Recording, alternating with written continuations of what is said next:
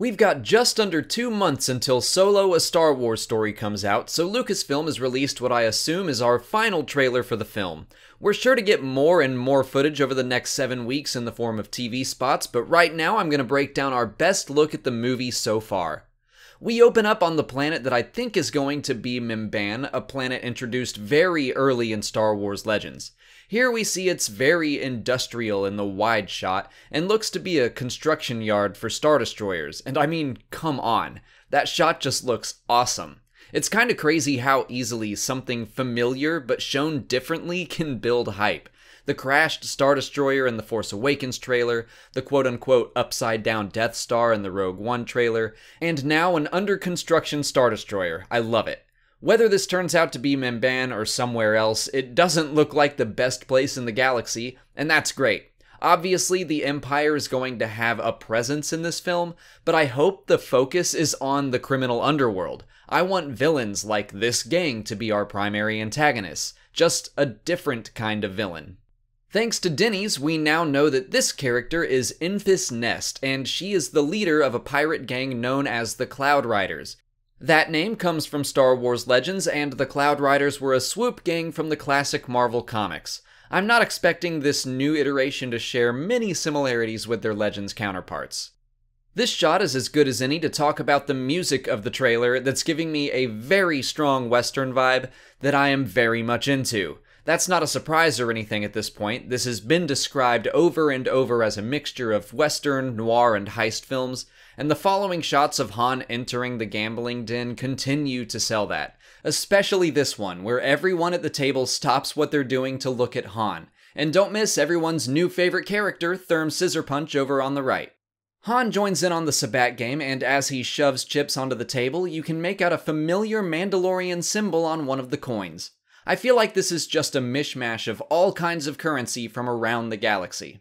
Han walks around the Falcon in what could be the first time he sees the ship, and then this shot is repeated, which has been in all of the trailers so far.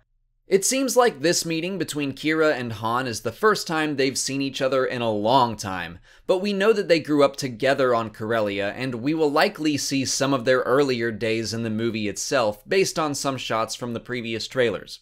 We see Han, Qi'ra, and Chewie on that sandy planet, and Han meets with Beckett, and all of this is pretty much lifted from the teaser. But we get a little more plot as Tobias says some big shot gangster is actually looking to put a crew together. So it sounds like our entire main cast will be working for Paul Bettany's character, and this is the first time we've seen him. He's obviously been through some rough stuff in his life. There are a couple of extra shots of Han in that speeder we've seen him in, and I think this is from earlier in his life, like I mentioned before. I'm guessing we'll see a prologue that involves Han, Qi'ra, and Beckett. As Han is listing out his qualifications as a driver and a pilot, I kinda think he's talking to Beckett, and they both seem like they might be in Imperial disguises. I think the movie will kick off with some sort of job on Mimban at the Empire's expense, just to ease more casual fans in. Show them some familiar enemies up front before introducing the pirates. But the Empire will probably still be an occasional threat throughout the movie. I think the main heist of the film will involve that train we've been seeing. You can see this one train car being lifted away, and on the right, I'm expecting those are some of the Cloud Riders, so maybe they're still a swoop gang of sorts after all. This explosion has got me thinking. It was in the teaser, and I wondered what it was, and now I'm wondering if the train heist ultimately has to be abandoned. Maybe the train car is dropped and it explodes.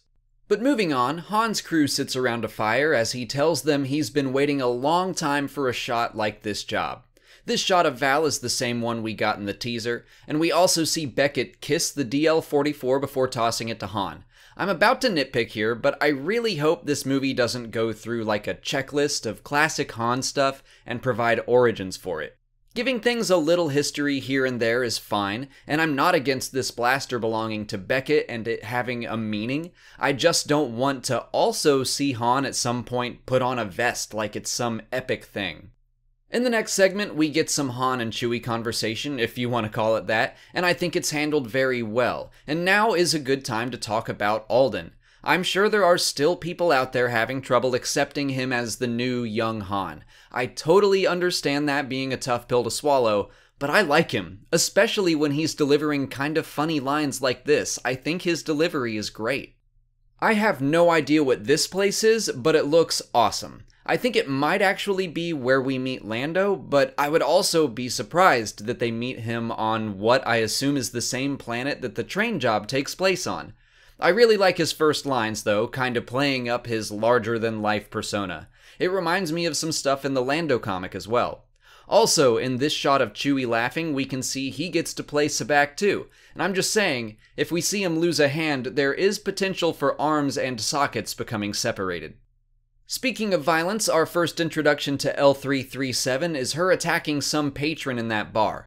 I really like her design and seeing her in action, but I'll be interested to see more of her personality because she has some attitude and that's great. I just hope she is distinctly different from K2SO.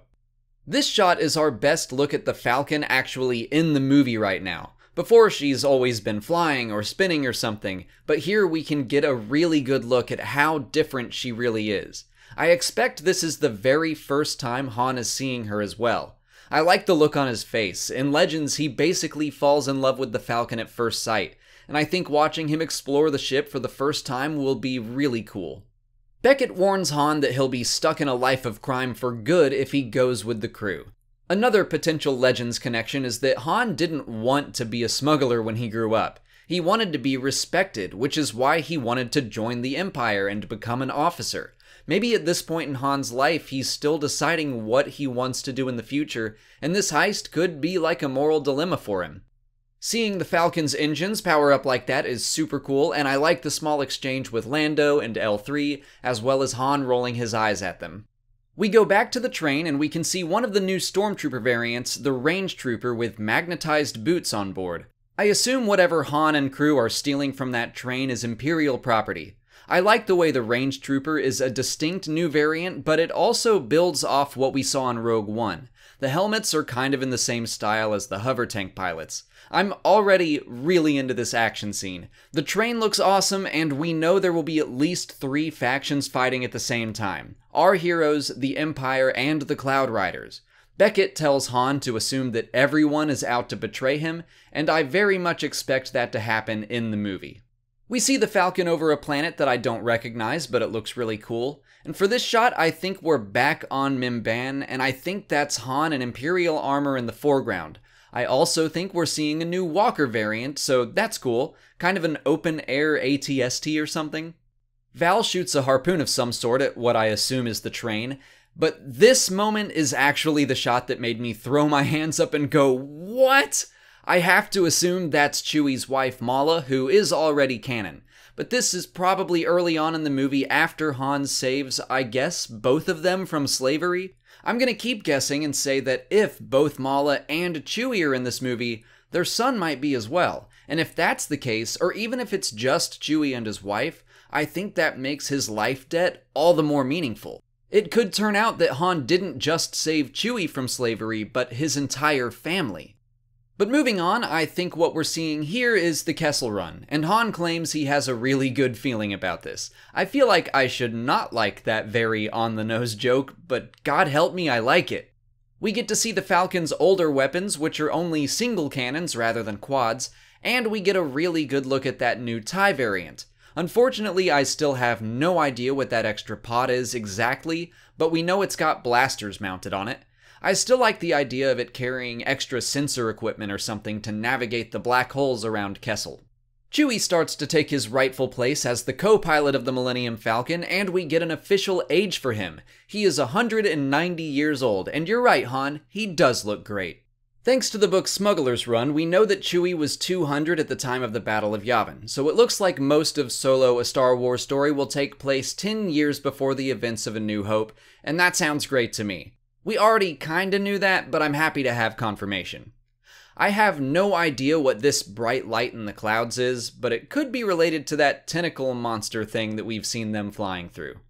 I think this might be the hideout of the Cloud Riders, since it looks similar to that shot of Han about to draw on Enfys Nest, but it also looks similar to where Beckett tells Han about getting a crew together.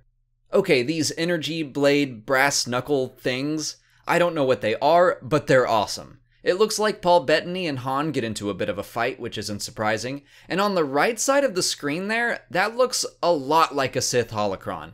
It's big, but there is actually mention of a giant Sith holocron in the Complete Locations book, so it's not unheard of. If it is a Sith holocron, I doubt Bettany's character can access it, but he just seems like a collector of rarities.